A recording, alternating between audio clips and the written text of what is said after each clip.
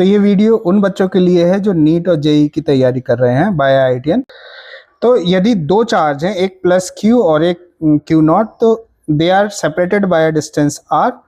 तो इस क्यू की वजह से क्यू नॉट चार्ज पे जो फोर्स लग रहा है वो फोर्स आता है F K Q Q naught by R square R cap.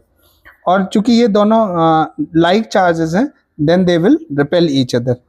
अच्छा, अब यहाँ पे इस प्लस क्यू चार्ज की वजह से इस क्यू नॉट चार्ज पे जो मैग्नीट्यूड है फोर्स का, वो K Q Q naught by R square R cap radially outward है। अच्छा, इसी की वजह से जो इलेक्ट्रिक फील्ड होती है वो डिफाइन की जाती है फोर्स पर यूनिट टेस्ट चार्ज। तो test charge should be as small as it can.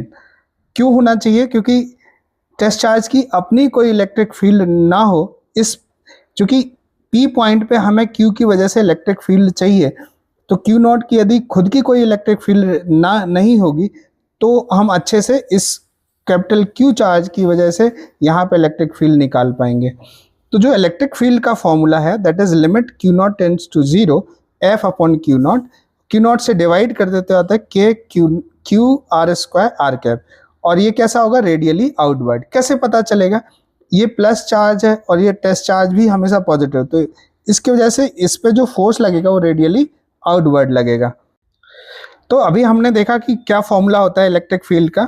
अब मान लिया कि ये सपोज कैपिटल क्यू चार्ज है और पी पॉइंट पे हमें इलेक्ट्रिक फील्ड चाहिए, तो जो फॉर्मूला है that is E equal to 1/4 pi epsilon not.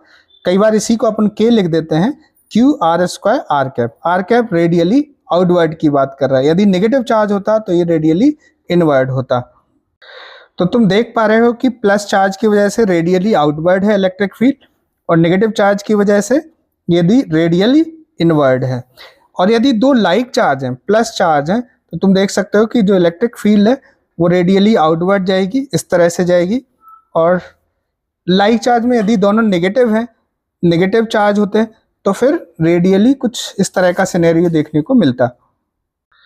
यदि दोनों लाइक नेगेटिव चार्ज हैं तो कुछ इस तरह का इलेक्ट्रिक फील्ड देखने को मिलता।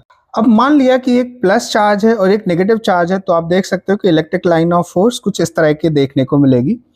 लेट्स से यदि एक पॉजिटिव है और एक नेगेटिव चार्ज कैरिंग कंडक्टर है कुछ इस तरह से, तो तुम देख सकते हो कि इलेक्ट्रिक लाइन ऑफ फोर्स कुछ इस तरह से देखने को मिलेगी।